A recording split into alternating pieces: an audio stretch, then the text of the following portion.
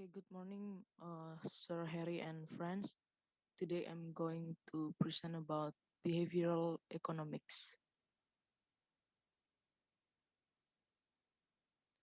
So to clear up things, we first needed to know that actually the field of behavioral economics, the point is to devote it to studying about how consumers actually make choices. So the first subchapter is about framing effects in consumer choice. People are strongly affected by how choices are presented to them or are framed.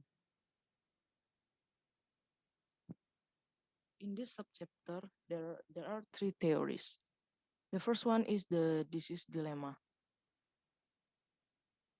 Framing effects are particularly common in choices involving uncertainty. Now, for the example, let's say there is a problem. A serious disease threatens 600 people. If you guys have a choice, please first consider the treatment A and treatment B. Which one would you choose?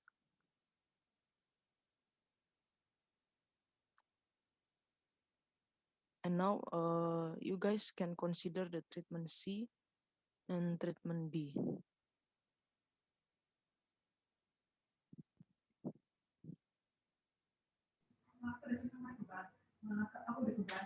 Okay, Lorenzo, you which one do you choose? Jason? I choose uh,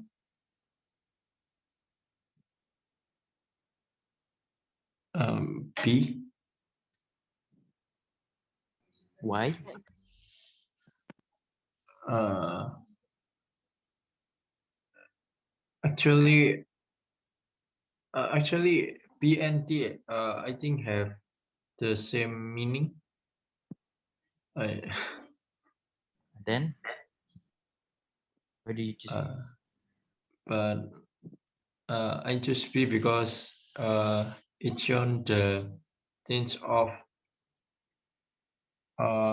saving 600 life first, rather than showing the things of uh, saving no one. Okay, how about the others? What would you guys choose between A, B, C, or D? What about you, Putri? I think I'll choose A Why?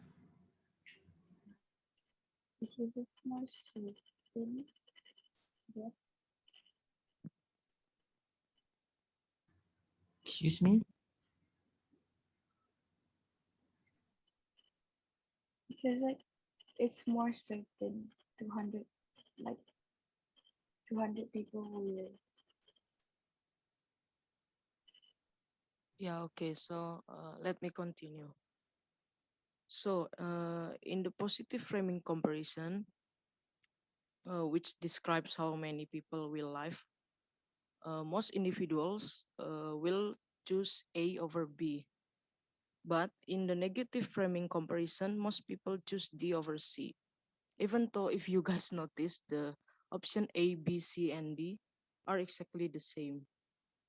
So apparently, framing the question positively, or in this case, in terms of life saved, like saving 200 lives for certain, and also, oh, yeah, this one seems the most attractive one because this is the in terms in life save. So the conclusion is the if the choices is framed in positively, that is more attractive. That is the point for this uh, theories. And the second one, let me proceed, is the anchoring effects. So the idea here is that the people choices can be influenced by completely spurious or random information. Example, there's a random numbers on a wheel spinner. Then the subject was asked whether the number of African countries in the United Nations, or we can simply say in the world, was greater on or less than the number on the wheel of fortune. And after they responded, the subjects were also asked for their best guess about how many African countries were in the United Nations. Actually, even though the number shown on the wheel of fortune was obviously randomly, it exerted that significant influence on the subject's reported guesses. So the subject can be influenced by completely just a random information. And the next theory is too much choices. In this theory, conventional theory argues that more choice is better. However, this claim ignores the costs of making choices.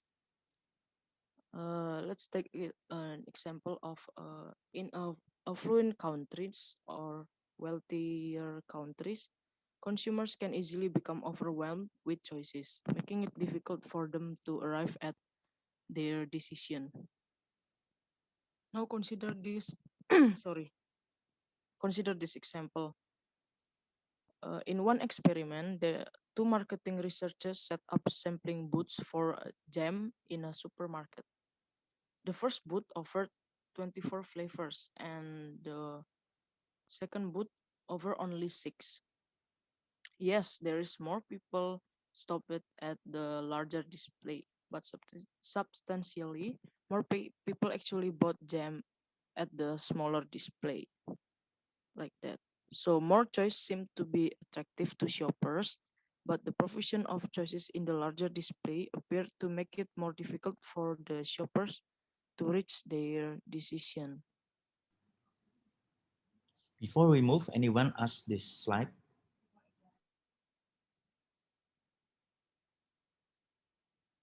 It's clear, sir.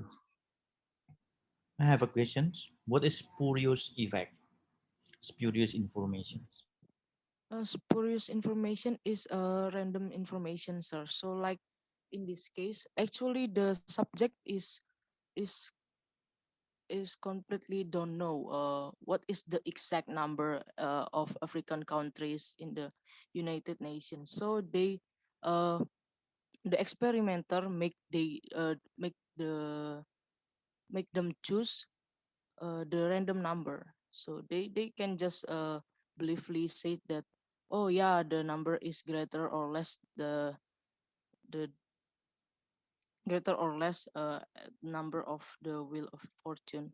So they just use their guess without knowing the real information. So what the impact of the decision making? The impact of the decision making. So they choose what actually they did not know completely, like that. They choose something that they actually do not know, like that. Okay. Anyone have a question? This is dilemma, I suppose. Which one is the way you express the informations? Which one sounds better? Which one making worse? But for media, normally this is some bad news is a good news. That's about this is dilemma. Information is almost the same, but they choose the bad news or good news. Too much choice is simple. If you go to the store with more choices, then you get confused. Then you go to store with a few number of choices. Anchoring effects, the way you make decisions when you do not understand the number, spurious informations. So just guessing about how guessing. Like when you have to make a choice on multiple choice and then it's just guessing. Uh, According to Natalie, the customer will choose something with is he or she not familiar with. Is it correct, Natalie? Yes, sir. That's what I got about when I read the book. All right. No more questions? Okay, let's take a look at the next PowerPoint. Okay, sorry. Let me proceed. And the second subchapter is about uncertainty. So there is a theory that uh, that that name law of small numbers. So the law of small numbers is psychological statement that says that people tend to be overly influenced by small samples, particularly if they experience them themselves. So actually, in this chapter, there is so much real example. Now there is another example about the, a certain town is served by two hospitals. The first one is larger hospital, and the second one is smaller hospital.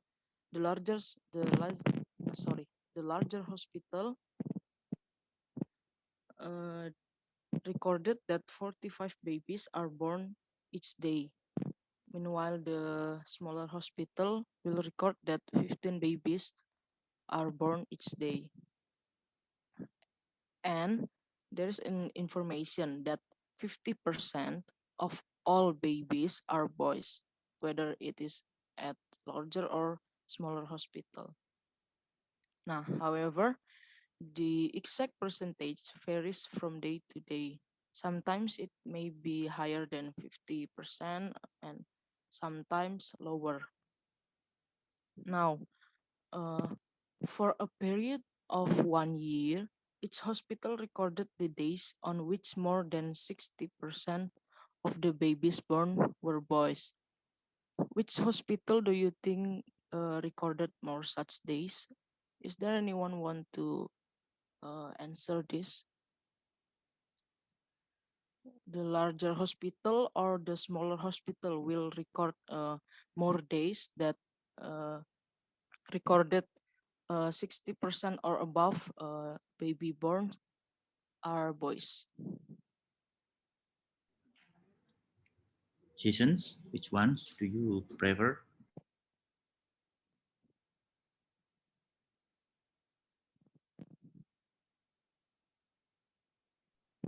Hold on, sir. Can you repeat, Natalie?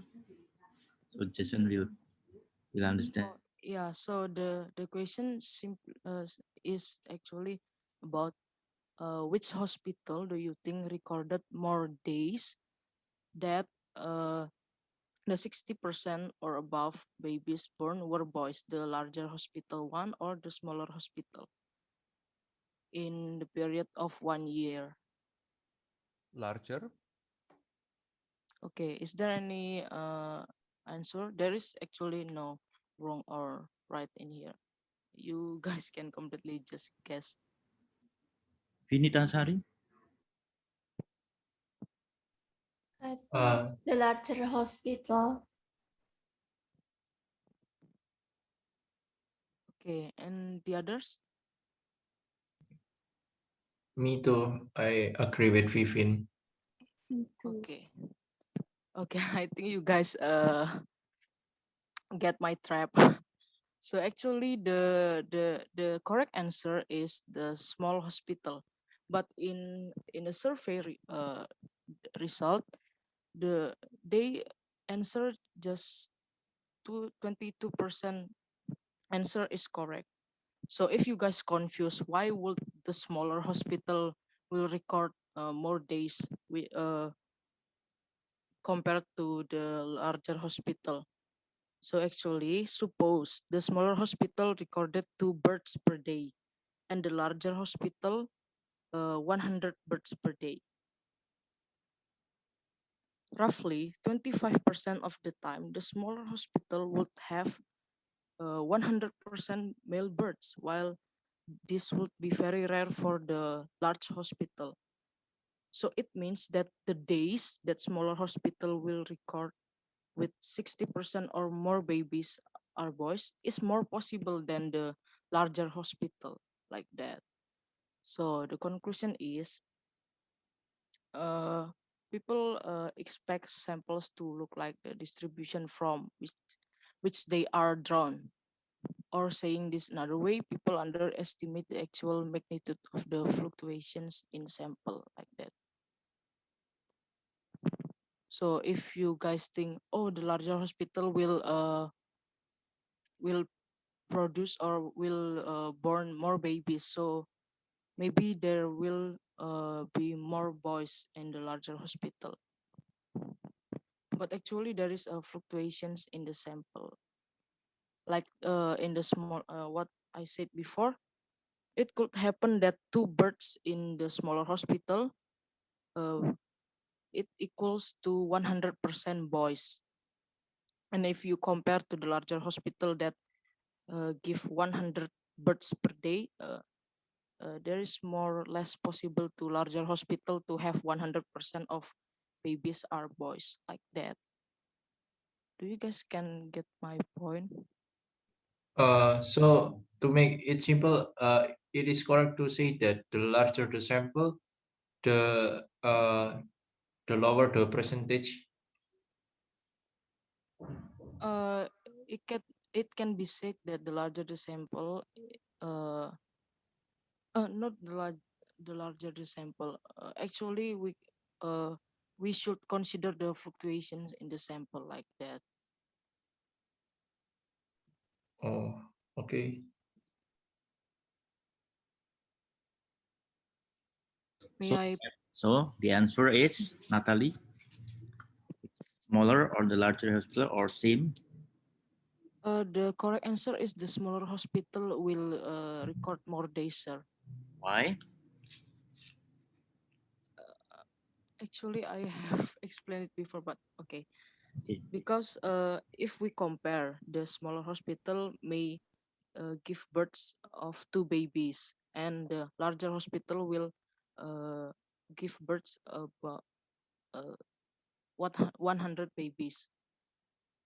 It is very possible for the smaller hospital to get 100% of that two births is baby the sorry is boys, are boys like that. So the presentation will be higher uh, at the smaller hospital like that, because it is more possible to reach that bigger presentation. Okay. Okay, Vivin, you got the point. So it's about the sample for smaller number sample. Okay. Yes, sir. Thank you. Let's go through Natalie. Okay, the next one is time. Just as behavior involving uncertainty is subject to various forms of anomalous behavior, behavior involving time has its own set of anomalies. So there's a theory that said such a person will exhibit time discounting or time inconsistency. He may make a plan today about his future behavior, but when the future arrives, he will want to do something different. Think about a couple who decide to spend $5,000 on a trip to Europe rather than save their money. But now they rationalize their decision on the ground that, oh yeah, they will start saving next summer. But when the next summer arrives, they decide to spend their money on a cruise. So actually, the point here is people change easily with their decision due to the time like that. So that's why the theory is named time discounting or time inconsistency. So it's mean don't believe about a promise for the future. Yes, like that, because people usually inconsistent. Okay. Please forgive me and I will not do it again next time. So let's forget about it. Yeah, something like that. Okay. So may I continue, sir? Oh yeah, for sure. Okay. Now it's about strategic interaction and social norms. Here is the theory, the ultimatum game. So just let's take a look at the example. Two players decide how to share specific sum of money. Let's say the money is $100. And the rules is all the money is given to the first player and he could decide how would he splitting the money with the second player. If the second player accepts, both player will get the money. But if second player refuse, nobody gets money. Now, when the first player splits the money into 50-50, second player almost always accept. But what if he splits the money to unequal over, like 80-20? Uh, it results that less equal overs are often rejected like that. But this behavior of human contradicts the classical economy theory. Theoretically, it is irrational. The rational choice based on the theory, second player will accept any over even if it's only a dollar because a dollar better than nothing like that. Sorry. So human behavior based on this theory, they conclude that human behavior is not motivated solely by gain. It's also shaped by complex ideas like fairness, injustice, and even revenge. That before I proceed, is there any question? So when you said about the classical economic theory, what the classical theory says? The classical theory, it is this one, sir. The second player or uh the second player would accept any over even it is only a dollar better than nothing. So whatever the over, it is better than we receive nothing like that. Okay, that's about exchange theory. We will discuss about this theory next week. Yeah, exchange theory. Okay, Okay. let's proceed, Natalie. Any questions? I don't think so. You can Okay. take a look at the next slide. Okay, let me proceed. Okay, this is the subject, the last subchapter. Actually, there are assessment for this theory, the assessment of behavioral economics. Psychologists, marketers, and behavioral economists have to amaze a variety of examples showing how the basic theory of economic is wrong, or at least it is incomplete. So if I take an example of framing a choice, the first subchapter that we discussed earlier. Actually, if people took the time to consider the choices carefully, uh, they would reach the right conclusion. Like the first one about the choices about disease dilemma, A, B, and C or D. Like if you guys are given more time, I bet you guys will notice that actually all the option is the same like that. This is the assessment for the framing a choice. And the ultimatum game shows that people are not always as predictable as many economists like to suggest. So the conclusion is people don't behave completely in accord even with the simplest theories of economic behavior, or can be said no theory is 100% correct. Like that. And these are the sources for my presentation today. Thank you and have a great day.